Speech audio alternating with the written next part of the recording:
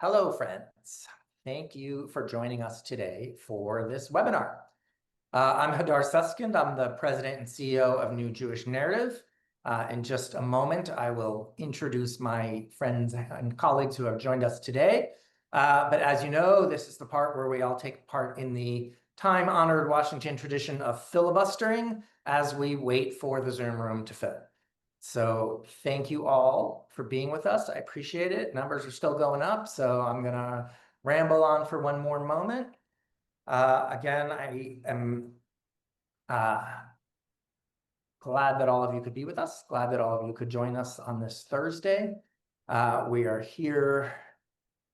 Here we go. I see a hand raised already, but that's a good note that I'm going to kick us off then with our logistics a little bit, which is just to remind everybody, first of all, this is being recorded. We will share the recording. We will share it as a podcast episode and a transcript as well. When we get to going, I encourage everyone to ask questions. You do so by using the Q&A button at the bottom, please. Do not raise hands. We're not calling on folks live. Submit your questions through the Q&A button, and we will get to as many of them as we can. So with that, I will do kickoff number 2, and I will, again, officially welcome everyone. Hello, I'm Hadar Susskind, President and CEO of New Jewish Narrative. Thank you all for being with us today. I am thrilled to have 2 friends and respected colleagues with me today, Rabbi Jill Jacobs from Trua and Kevin Rachlin of the Nexus Project. Hello, Jill. Hello, Kevin. Thank you both for being with us.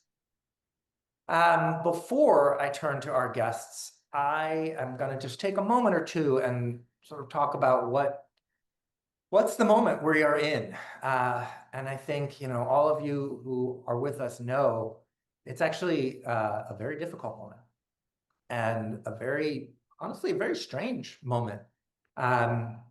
We are living in something that certainly I don't think the 3 of us who are on here have experienced before. And that's a moment where I think anti-Semitism in America feels present in a way that has been different, again, certainly than it has for us in our lifetimes. Everyone has their own individual experiences, but we, of course, are just less than a week past the horrible firebombing attack in Boulder, just a few weeks out from the murder of 2 people at the Capitol Jewish Museum here in Washington, D.C. I could keep going on. I could keep counting back other incidents, other events that have taken place. And those are, of course, the most extreme and the worst in that they're violent. They've taken lives. But we know that there's a lot of other things that have gone on around those. And as we come here today to talk about this, we do so in our organizational roles, but also in our personal roles as people who are, progressive American Jewish leaders. And how are we experiencing this moment? How are we responding to this moment? And it is, of course, deeply connected to what is happening in Israel, what is happening in Gaza. One of the things we're going to dig into is how do you talk about these 2 things, the realities on the ground there and anti-Semitism here, and what do those mean? How do those connect? How do we talk about them in ways that are honest and meaningful without conflating them as one and the same, which they aren't? There are a lot of questions. I will say this, I have a lot of thoughts. I don't know that I have a lot of answers, but that is why I've invited Jill and Kevin to join me today. So you guys are on board. And with that, I think I'm actually just going to turn it over to Jill and say, first of all, again, hello, thank you. I didn't do long bio intros here because I think, frankly, all of the folks who are with us know both of you and know the organizations and the important work that you do and that we all do together. But just in case those of you who are not familiar with Jill and not familiar with the work of Trua, and I'm making this up, this isn't the formal off the website stuff, so apologies, but they really are the voice of our progressive faith community and the voice of rabbis across the country who come together from this viewpoint, from this perspective, to do this work, to raise up the issues that we care about. And so Jill, maybe tell us, of course, how you are doing and how you're feeling in this moment, but also what are you hearing from your colleagues, from rabbis around the country as we all work through this? Thank you so much, Hadar, and it's really good to be on with you and with Kevin. So thanks for the invitation to this conversation. So as many people know, this attack in Boulder happened right before Shavuot, an Erev Shavuot on Sunday. And so the response is also very much caught up with for Jewish communities with the experience of the holiday. I'll say that I personally had heard kind of a hint of something on Sunday afternoon, but not really what happened, and actually didn't even find out until about after 9:30 p.m. on Tuesday night when I turned my phone back on. And different rabbis in different Jewish communities had different experiences of that. But of course, there was, not unlike October 7th, actually a holiday that people were trying to celebrate. And so we couldn't necessarily be in immediate reactive mode. So the first thing that I'll say is that we've been in touch with our rabbi members in Boulder, some of whom have had congregants who are injured, in some cases really seriously, and have spent much of the last few days in the hospital visiting their congregants, which of course is the number one priority for the rabbis in the area, as well as pastoral care for people who were present, who had friends and family members who were present, or just who are terrified because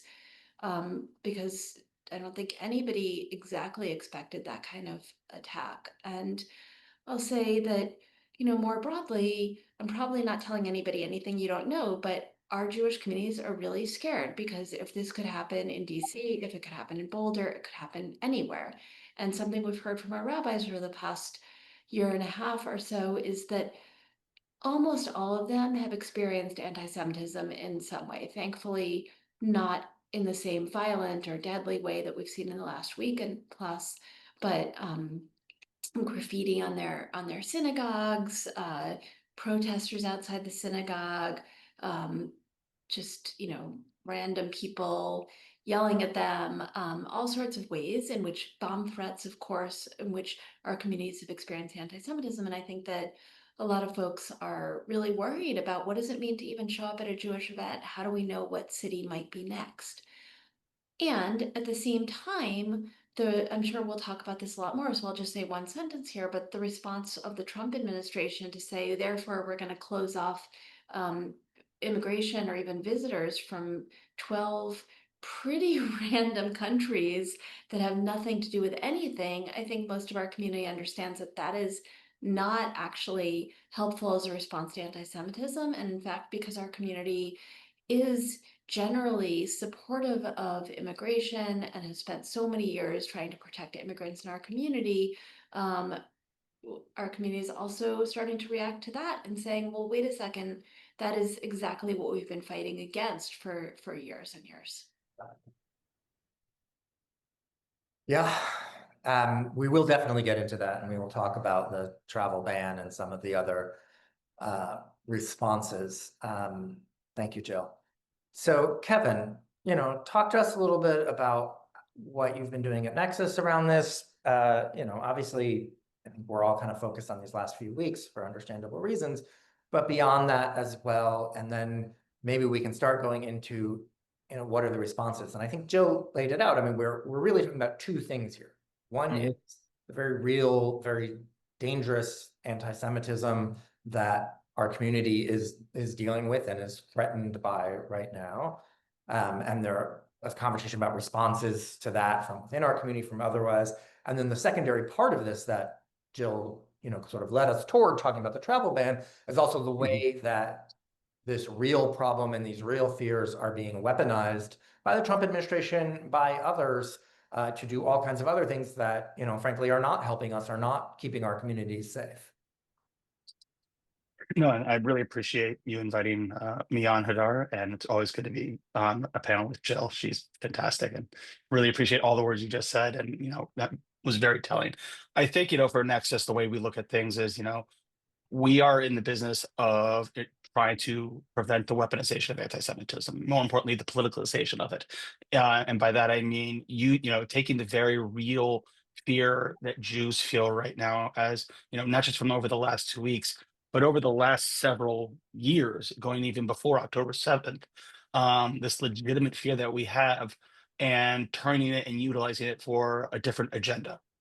And so there is a real concern about how that is happening and what that looks like. And I would say, for the work that we do, we've been very much tracing kind of a straight line from even before this administration came into be, to really just the recent events of threatening to deport the Molotov cocktail throwers family, just simply because they are immigrants, without any, as a punitive measure, rather than going through the appropriate due process and hearings that need to happen for that kind of deportation. So I think you're seeing that, and it started well before this year in this Congress, there was a bill last year called the Nonprofit Killer Bill. What this bill was designed to do was to give the Department of Treasury unlimited authority to remove a nonprofit's 501c3 status, which for many nonprofits is their lifeblood. It allows them to maintain their tax exempt status. It allows people to give to them, and allows them to operate in a different way. And unilaterally being able to remove that on the basis that they may be a terrorist supporting organization was very, very scary and very draconian. And it seemed to be a very overt step to give the executive branch more authority. Going even further beyond that, this year, that has kind of manifested itself in a bunch of different ways. We can go on what the administration is doing, which I'm sure we will, but I would be remiss to talk about, one of the bigger efforts to kind of you take this real fear and do something around it that doesn't really do anything. It's more of a publicity stuff, but it also has real world ramifications. And that was around the Anti-Semitism Awareness Act. And that bill, just for folks who don't know, is a bill to codify a very specific definition of anti-Semitism. It recently had a bit of a kerfuffle in the Senate markup, but I think the core issue around the bill related to it is that it can hinder free speech. It's been ruled by by a federal court that the definition at the core of it is actually unconstitutional based on that. But even more scary was that this definition that was the core of that bill we found later on was being utilized by the Trump administration to scrub social media profiles of immigrants to figure out who they should be deporting. And a line that I've been saying a lot lately is this doesn't keep us safe. This doesn't keep Jews safe. This doesn't keep our community safe. And so the question is, why are we doing this in the name of protecting Jews? And the answer is, it's not about protecting Jews. Yeah, and I think, Kevin, that line kind of hits on so much of what all of us are working on and doing, is that there is the need to protect Jews right now, right? We all know that. We all feel that. I was mentioning earlier, Tuesday night here in Washington, I went to a performance of the Jerusalem Youth Choir, which is great and sad and uplifting and wonderful and all the things that they are. And I had a lot of friends ask me ahead of time, do you think it's safe to go to that? And that's pretty new. That's not, the reality that I've been living in for the most part. And I think that question of what are we doing that really does keep us safe? And then how is anti-Semitism being weaponized, like you said, by the administration and Congress? I will include by some in our community also, to try to achieve goals that they otherwise wanted to achieve. And the legislation Kevin was talking about, the IRA definition at the core of that is something we've been on the record opposing for a long time. And the fact remains that while we are in a difficult and different situation now as a community than we were a year or two ago, that doesn't make the bad answers suddenly into good answers, right? We need, on the communal level and on a political level, to find better answers. But banning travel from Haiti, which is one of the countries included in this recent travel ban, is certainly not among them. And nor is making it illegal to basically criticize the activities of the government of Israel. And one of the things, and Jill, I'm hopefully teeing you up here because I'd love your thoughts on this. One of the things we're dealing with now is, both among the violent attacks and some of the protests and some of the other things that we're seeing, is this conflation of what the government of Israel is doing, and particularly we're talking about obviously the conflict in Gaza with American Jews, right? The man who lit people on fire in Boulder said he wanted to kill Zionists, said you're killing my people, and that's why I'm doing this. And he was directly ascribing the actions of the Israeli government to these people in Boulder, Colorado, who rightly in this case, believed to be Jews, although if you use the Washington example, actually only one of those two people who were killed was Jewish. But that, unquestionably, right, ascribing the actions of the government of Israel to Jews or people you believe to be Jews is anti-Semitic. And how do we, as our organizations, but how do we as a community also, address these issues and understand that, yes, people are protesting us, are attacking us, are doing all these different things based on what the government of Israel is doing. And of course, it doesn't matter as Jews what our views, it doesn't matter to them what our views are on what that government is doing.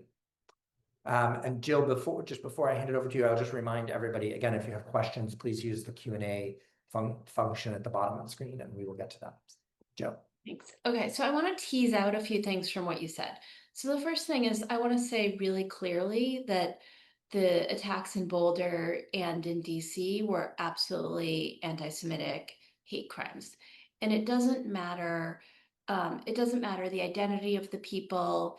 10 years ago when there was somebody who opened fire at a JCC in Kansas City, and it happened that the 3 people that he killed were non-Jews who happened to be there, right? But you don't have to ask people's ID. When you decide that the JCC is going to be where you open fire, that is an anti-Semitic crime, or the person who killed a guard at the Holocaust Museum. The guard wasn't Jewish, doesn't matter, it was a Holocaust museum.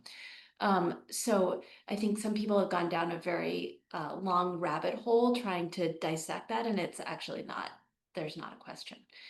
And also we can separate between criticism of the Israeli government, which is, first of all, not anti-Semitism, and I would say warranted, or even if it's not warranted, right? Even if somebody makes a criticism that I might not agree with, it is a criticism of a government, just like there's lots of criticisms of the US government under every government, and any of us might agree or not agree with certain ones, but it's not anti-American or certainly not a hate crime to criticize the US government.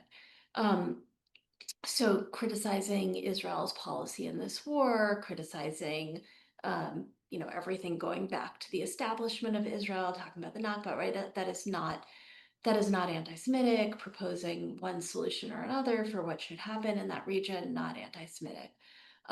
It is anti-Semitic when you, as you were suggesting, when you start to blame all American Jews for the actions of the Israeli government, and of course even take it to the next level and carry out violence against American Jews or Israelis. This would also be true of, let's say, attacking Israeli nationals who are in the United States, right? Nationality, national background is also a protected category. And so, just as parallel, because I think sometimes people have a very hard time talking about Israel and Jews because the categories feel very fuzzy, but it's really not hard to understand, for example, that let's say you're angry about the Chinese government's treatment of the Uyghurs, that having a protest at the Chinese embassy would not be anti-Chinese.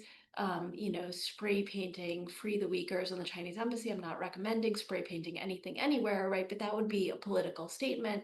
But if you're going to go to your local Chinese restaurant and, God forbid, carry out a violent act or spray paint "Free the Uyghurs" on your local Chinese restaurant, that would be a bias crime.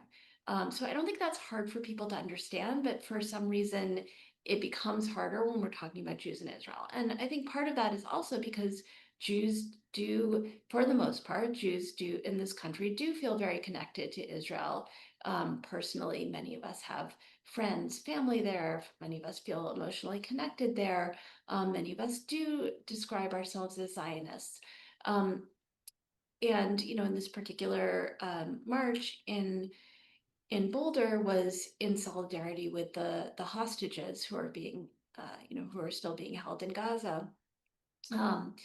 But again, that doesn't mean that the people who consider themselves Zionist or who are standing in solidarity with the hostages are in any way, God forbid, deserving of violence that is expressing anger toward the Israeli government.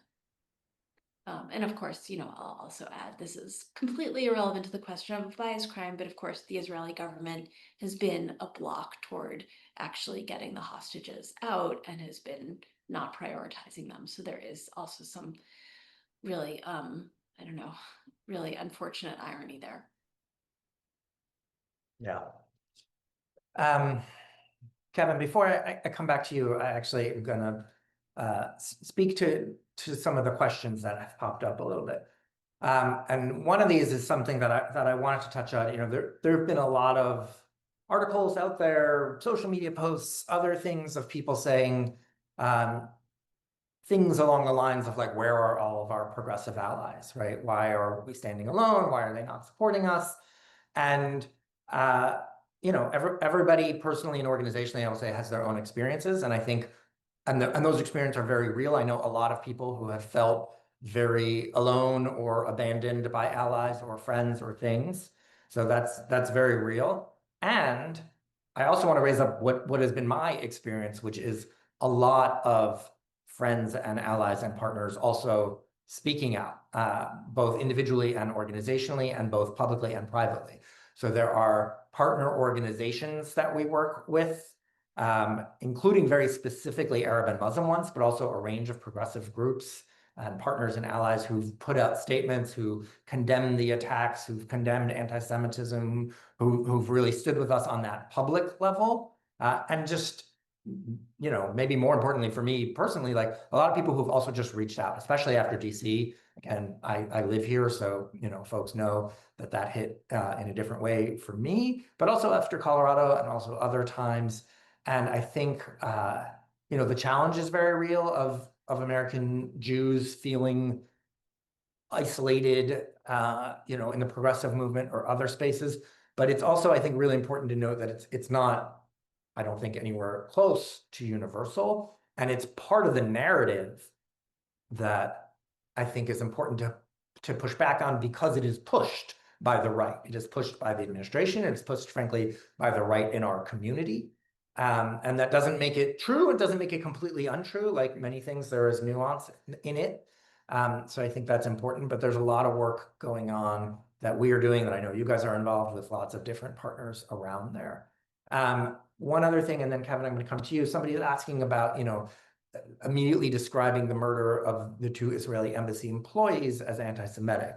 So I will note, yes, they were Israeli embassy employees. That doesn't, first of all, it was a murder.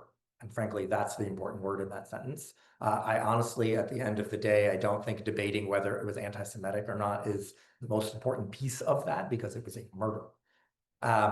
Also, the person who killed them went to the Capitol Jewish Museum to an event of the American Jewish Committee to shoot people.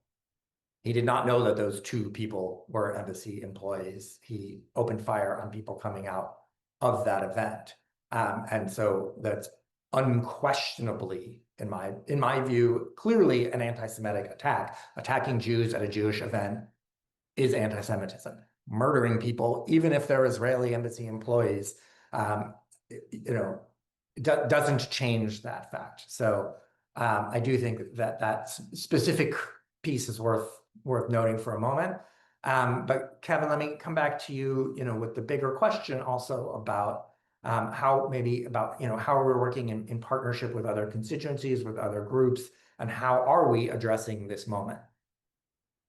I would say one of the things I actually agree with you related to the progressive community and how I have felt since 10/7, and even in the last several weeks as well, that it's been an incredibly welcoming community, and people have, texting and calling us just to check in and make sure we're okay, and what they can do to help. It's been really inspiring. And so like I hear the criticism on the other side about, that this is, all this community is, and my lived experience is not that, which I think is important to remember, that it's not universal. This can be happening to some people, and I do know it happens to some individuals, but at the same time, my experience on it has not been that way. As it relates to coalition work, I think the one thing to understand about anti-Semitism and how it fits in the larger sphere of hate is that one of the best ways to combat anti-Semitism, to counter it, is to stand in partnership with other minority organizations to really push back, to push for a broad agenda on civil rights. That we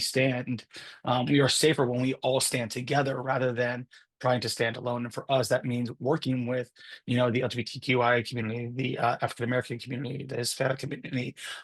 We try to reach as many allies as possible, and I think the work that other organizations that are part of this coalition, people like, obviously both Trua, NJN, and Nexus, obviously, but also groups like Bend the Arc, J Street, and others that are out there that do broad coalition work to bring in groups like MPAC and others, is really inspiring and allows us not only to feel validated by other organizations and that they actually are there to help us and to stand with us, but that it's mutually beneficial, that when we stand for them, they stand for us, and that when we stand together, we're all stronger together. Yeah. So Jill, Kevin was talking about some of the organizations, some of the policy orgs and things like that. Curious thinking about like rabbis in the communities. We've been at this work for a while. We've seen how things have shifted. One of the things that, it's hard to call anything a positive in this, but is, we're actually seeing a lot of organizations who are not willing to just embrace the old narrative, who are not willing to do that, and who are stepping up to say, no, the way the administration or Congress or others is dealing with this issue isn't right, and our orgs are with them. How do you think that's playing out, like, for rabbis and communities in terms of speaking out against what's going on right now and engaging on that community level? In terms of their community partners, you mean? Yeah. Yeah. So Trua has more than 2,300 rabbi members. So they have more than 2,300 different experiences, and I'm not going to try to represent them all. But I think it really is a range of experiences. So we for sure have heard from rabbis who did not hear from their minister friends down the street or organizations that they've worked with, either on October 7th or afterwards, or after the Capitol shooting, or I don't know for sure. Boulder was so recently that I don't feel like I have a real read on it. So we for sure heard that, and we heard from rabbis who did, and it is really personal and really specific. I think that it's true that on the level of civil rights organizations, we have seen civil rights organizations put out statements recently, or some are working on it now and after the Capitol shooting, and have been really clear that fighting anti-Semitism has to be part of the story. If you're a civil rights organization, that you can't ignore anti-Semitism while you're fighting racism and xenophobia, etc., and that all of these prejudices have to be fought together. So I would say it's for sure been a mix. Traz heard from many of our partners throughout whenever something happens. And I think that it's also true that a lot of the world, the non-Jewish world, doesn't really understand anti-Semitism. And there is some education that needs to happen around anti-Semitism. In particular, something that we've learned is that a lot of the non-Jewish world doesn't really understand Jews' connection to Israel, and that what happens there affects us. And also, I think for a lot of people, when their reference point to anti-Semitism is the Holocaust, then almost nothing else, thank God, is, nothing else, thank God, is the Holocaust. And so it's harder to even understand why these other instances of anti-Semitism are popping up. So I do think that there is educational work that for sure needs to be done, that many of us are involved in doing. Yeah. Just technical note here. I see a couple people again have hit the raise their hand button. If you've got a question, use the Q&A function. That is where we are taking questions. So last week, before the Boulder event, but after the DC event, I was speaking to a group, and we were talking about, Jewish organizations and Jewish leaders and the various voices, and whether those are, critical of Israel sometimes, or in which ways. And somebody said to me, paraphrasing here, something along the lines of like, well, yes, I understand that, I agree that what Israel is doing there, talking particularly about Gaza, isn't great, was what he said. But there's so little understanding we're talking about America, in America, of what's really happening there, that when Jewish leaders, are critical of Israel, it just gets twisted and used against Israel. And people in America don't understand enough, so we just need to support. Not my personal position, obviously, and I'm obviously not yours there, but it gets a little bit, Jill, I think, to what you were talking about, with the question of like, lack of understanding in America, and there's a piece of it that comes from also, and again, I'm not ascribing all of this, but it's an element to, Jewish organizations, many of them for years and years and years and years, talking about Israel and American Jews as one and conflating those two things. And we've seen it, frankly, from the government of Israel. And, for those folks on who remember prior to Netanyahu, there used to be differences, and not that there aren't differences in the community, but it is only Netanyahu who first started talking about himself as the prime minister of the Jewish people and the leader of the Jewish people. And, he and his governments over the last decades have changed that connection. I guess my question kind of out to both of you is, how do you think that we as Jewish organizational leaders, but also as our community, how do we speak out against the things that we're opposed to, that we're seeing from the Israeli government, and make sure that we're doing that in ways that people understand that that's the actions of the government, it's not the actions of American Jews, it's not the actions of our organizations, and we and they and everybody else has the right, and I would argue the responsibility, to criticize what the Israeli government is doing, but not conflate that with anti-Semitism. Who wants to start on that fun one? Yeah, so I can start. So I hear this a lot, obviously. My favorite example was somebody once got mad at me or maybe a few people got mad at me for writing an article in the Washington Post about, I don't remember what it was about, but it involved criticism of Israel. And they said something to the effect of, well, it would be okay to write that for the Jewish Week, but you shouldn't write it for the Washington Post, as though there's a secret Jewish internet that only Jews can access. And if it wasn't in the Washington Post, then nobody would know about it. So I think that often is the feeling of, don't air our dirty laundry, or, don't criticize your own family. And a few responses. So first of all, what Israel is doing is really public. It's out there. It's in the Washington Post. It's on, it's on social media. It's everywhere. It's not like if the Jewish community just didn't talk about it, then it would be under wraps. So that's the first thing. The second piece is that I think there's actually a role that Jews can play of modeling how one can criticize Israel as a country that is often violating international law in a way that doesn't then say, therefore, all Zionists should be killed, or therefore Israel should be dismantled, or any of that kind of language.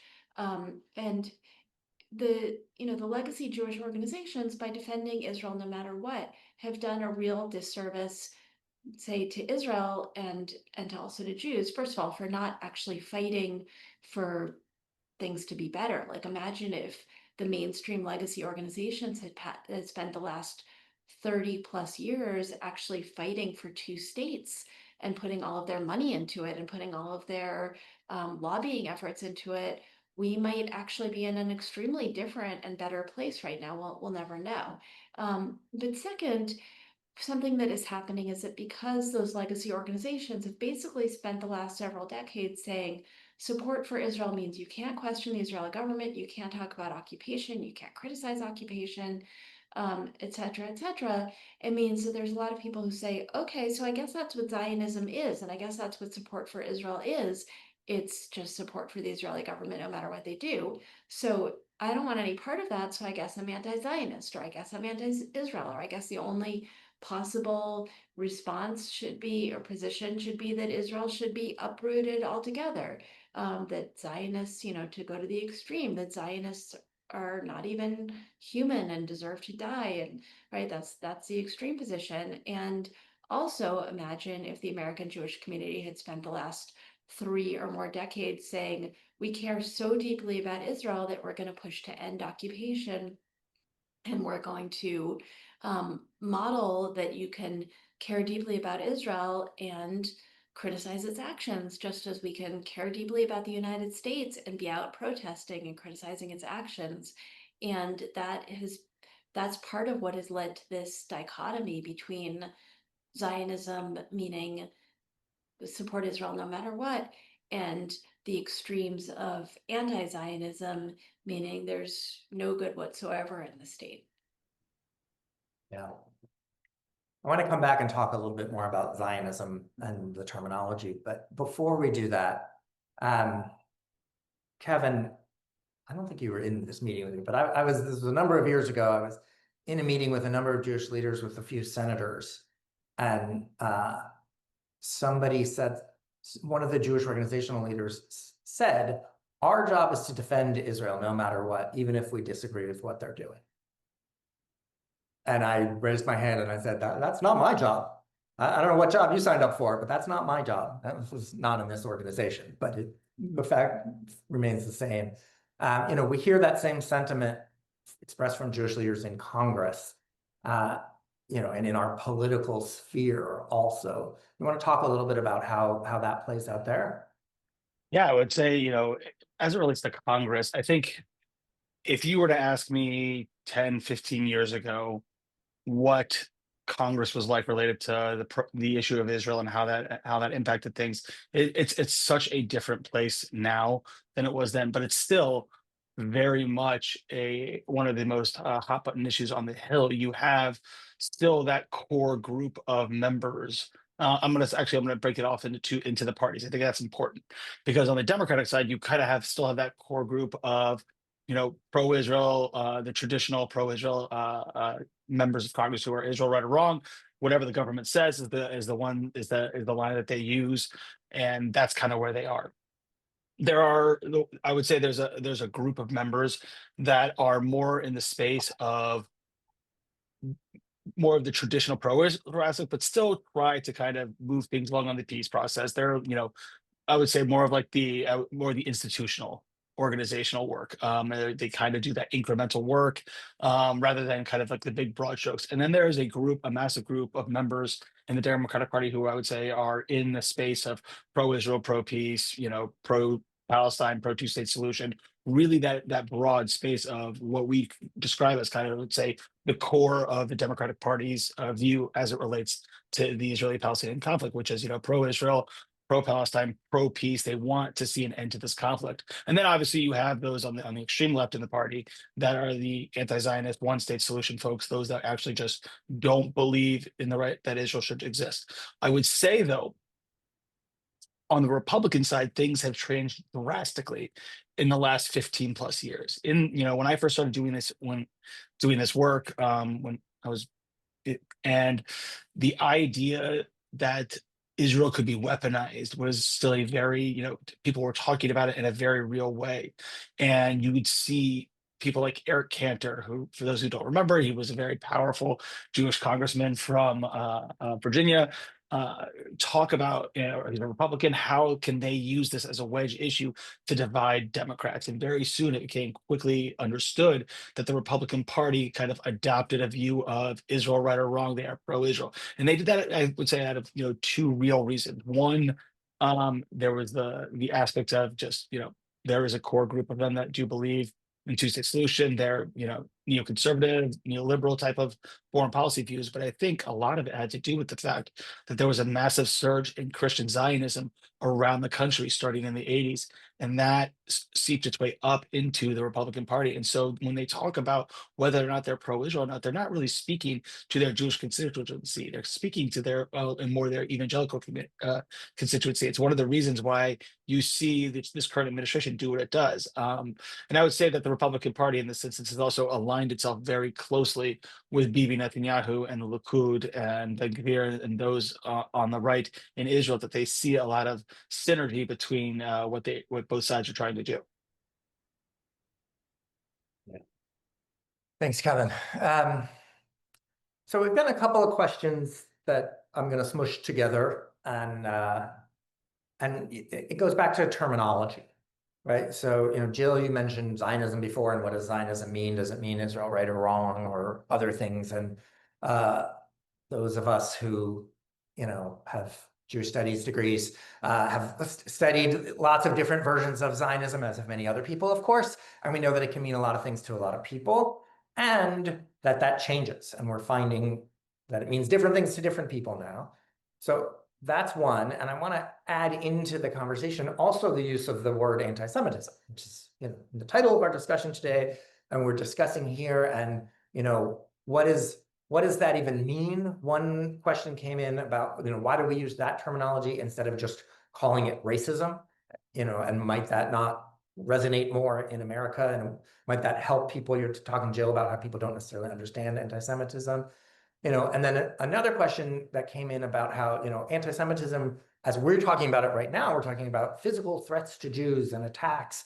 But for a long time here in America, it referred much more to, to the systematic discrimination against Jews in the workplace and social settings. You can't be a member of the country club, all of those things. And there are people, and I'm reading from the question from our board member, Larry Gelman, now, because Larry's talking about using the term Jew hatred to describe what's happening now instead of anti-Semitism. And I've said this to Larry before, I'll say it again. It's interesting.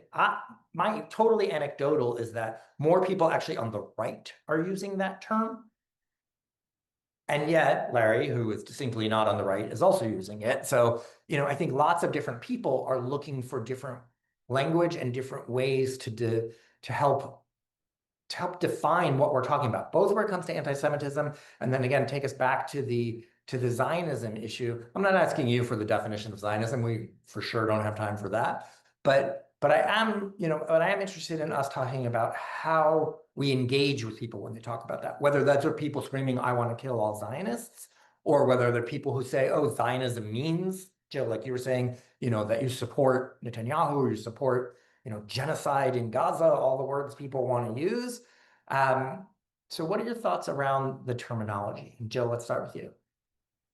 Okay, so anti-Semitism is a weird word because unlike some of the other terms like racism or homophobia or whatever, the word Jew is not part of it. And that's because anti-Semitism grew out of 19th century attempt to have a scientific reason for hating Jews, specifically based in race. So, I'm not going to give a whole history of anti-Semitism, but basically anti-Semitism really took off under Christianity because early Christians had to answer the question of, well, why are Jews still here if Christianity has superseded Judaism?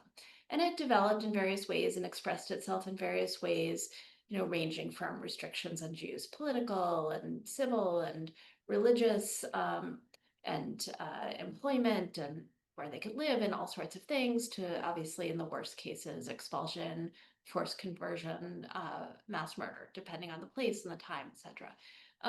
But anti-Semitism was, after much of Western Europe started to emancipate its Jews, and Jews were assimilating and they were going into different professions, in some cases even converting, and that was super scary for some people who said, well, wait a second, now this is a nefarious force inside of our society, and we don't even know who they are. And so that's where this idea of there's a Semitic race that is kind of infiltrating, and the early anti-Semites were very proud of the term. They thought it was very scientific and a good justification for hating Jews that didn't have to be based in religion.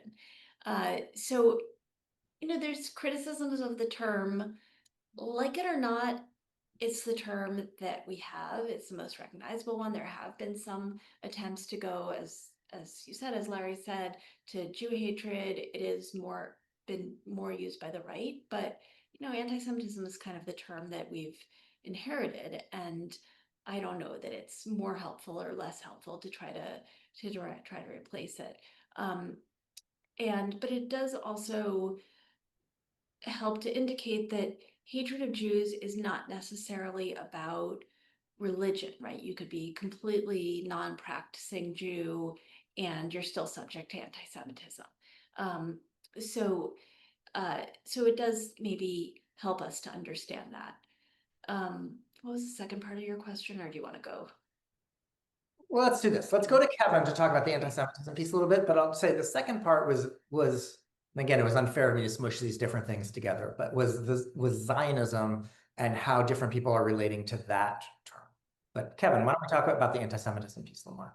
Yeah, I mean, I think, I think taking a step back, and I think we all said this at the, you said this at the front, and I think Jill said this, and I think all of our organizations have said this as well, is like, even irregardless of the intent, the violence that's happening around it, anti-Semitism is bad. And I think when we're talking about how to describe it, Jill just kind of gave a big overview of what I call the classical anti-Semitism component that's out there. The essentially the great replacement theory, Jews control the world, that kind of idea.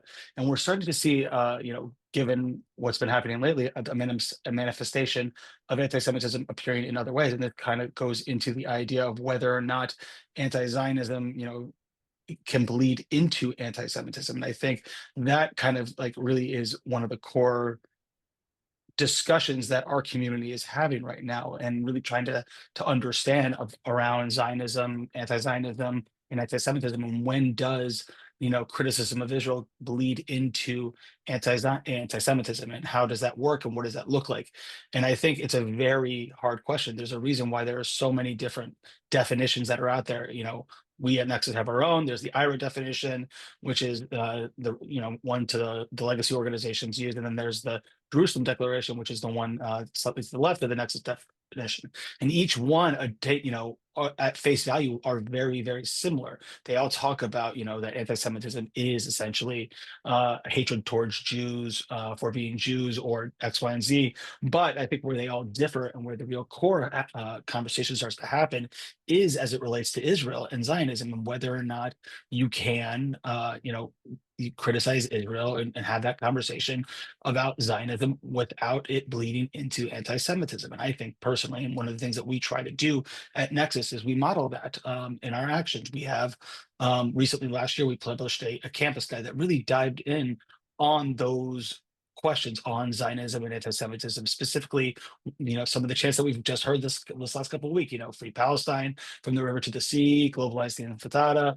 Like, these are terms that, should really be delved into in terms of like, what's the intent, what do they mean, what's their historical context, but also how does the victim perceive it, and what does that look like? And there's a whole slew of considerations you have to go into effectively. You can't just paint it with a broad brush as much as people want to. And I think that's the hard thing about anti-Semitism and discussing it, is that people want this to be a very black and white issue, because that's just such an it's an easier construct for all of us to understand. Hate bad, not hate good. It's very easy. But in reality, we're all humans, and that means that how we interpret things and how we see things just changes from person to person, and so important to take that into consideration when we're talking about it. Yeah, thank you, Kevin. Jill, you guys also have a great document about sort of what is or is not anti-Semitism and how one talks about it. You want to just share with folks about it a little bit?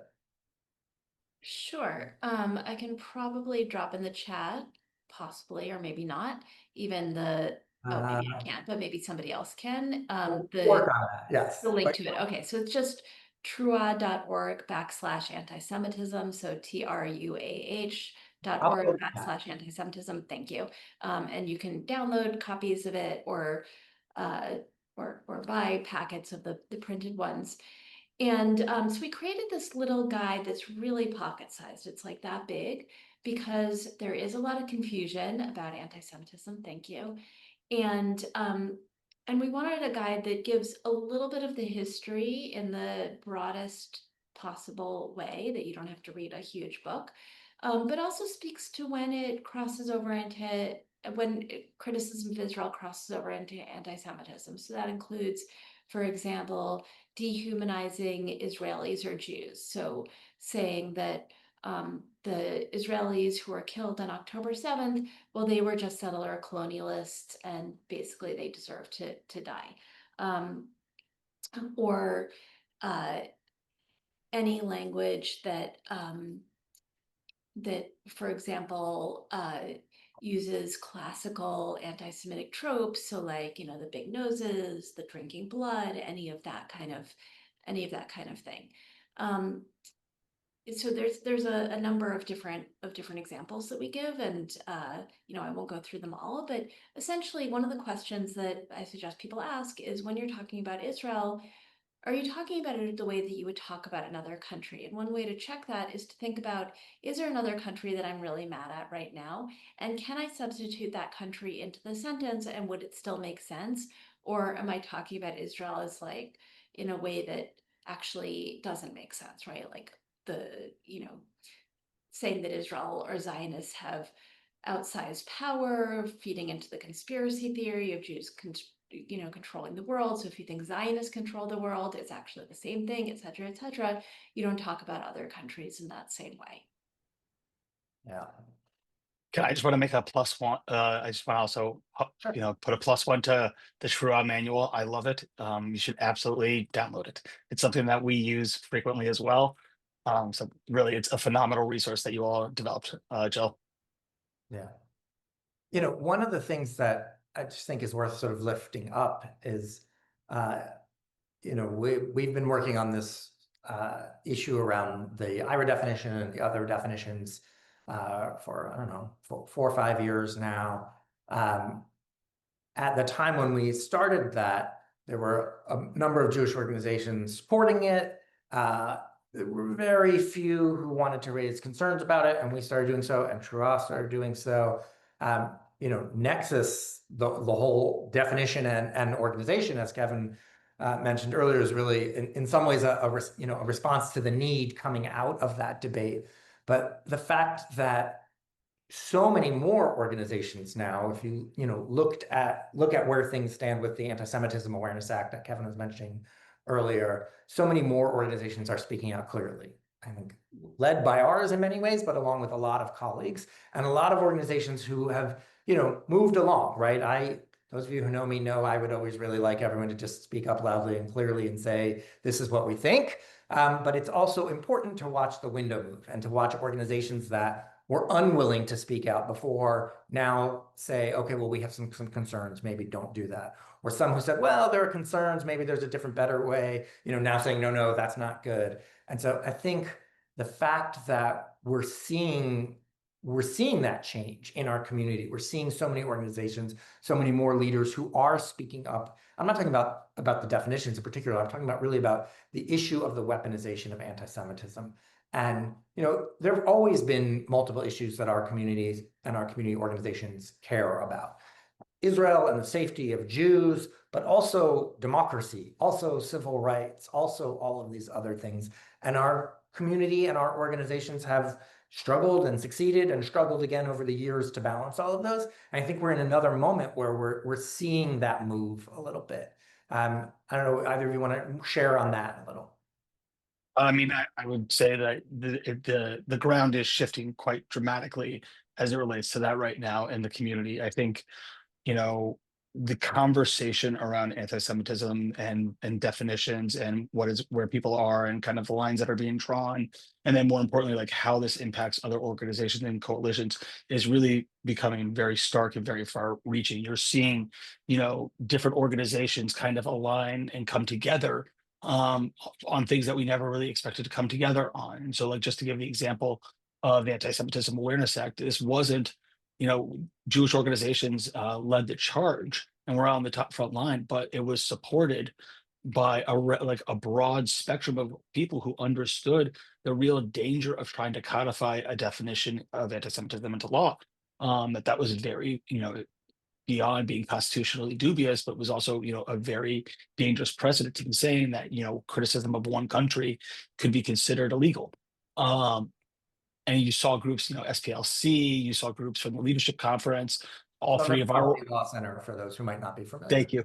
Thank you. Our organizations, FIRE, which is a free speech organization that's out there, we all kind of rallied together to really push on this. And we saw unlikely allies in Congress as well, from the progressive space to the center space, even to Republicans, coming out really understanding that, there is a way to do this and have these conversations. That the conversation is important, but to criminalize it is very different. And I think you're seeing a push by many of the individuals to erase that and move into the space where any conversation could potentially be criminalized or ostracized out of normal society. And you're seeing that, with just some of the things some of the legacy organizations are pushing right now related to AAA. So, and actually, Jill, I'm going to come to you in one sec, but I just want to know, Kevin, you just kind of smushed two things together very quickly of like, criticism could be criminalized or people could be ostracized.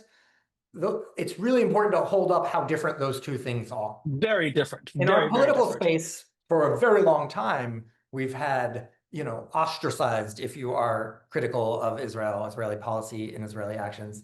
And, we can and do spend a lot of time talking about where is that good, where is that bad. But that's very different than what we're seeing with this legislation, this definition, and this administration of actually criminalizing it. We've seen Secretary Rubio, the Secretary of State, saying explicitly that people, are not being allowed into the country, people who are valid visa holders, valid immigrants, etc., not being allowed into the country because they have criticized Israel, right? Or people who are in the country who have been deported or sent to, Exactly.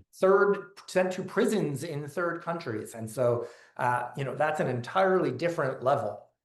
But I do think, really quick, I do think what's really important to see is that as the administration was doing that, so many of our organizations, some on the legacy side, some on the other, some in our space, and some to the left, all kind of stood up, and are starting to stand up and saying, "Hold on, this doesn't make us safe." And our groups were some of the ones at the forefront, on the tip of the spear, saying that from the beginning. So and what they were saying almost at the beginning, NJN, us, and others, really kind of like saying this does not keep Jews safe. This is not a correct. This is not correct in how you address this issue. And now we're starting to see other organizations start to say the same thing, that the work that we all do and the work that people that are on this call do to really change how this community operates it's a slow move, but it pushes them into the right direction.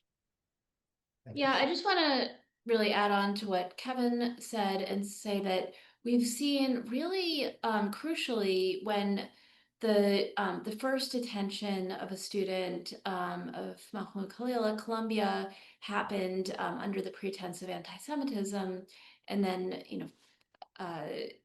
Ozturk at Tufts and others.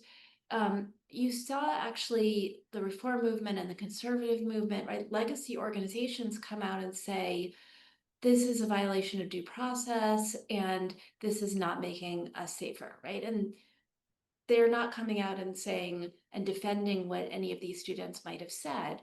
And we saw that actually also, Kevin mentioned earlier, this bill that happened even before the inauguration, after the election, before the inauguration, that would have given really that would have allowed for organizations to just be designated by the Secretary of the Treasury as terrorist organizations. And you saw also the reform movement and the conservative movement come out against it, and the Reconstructionist movement also.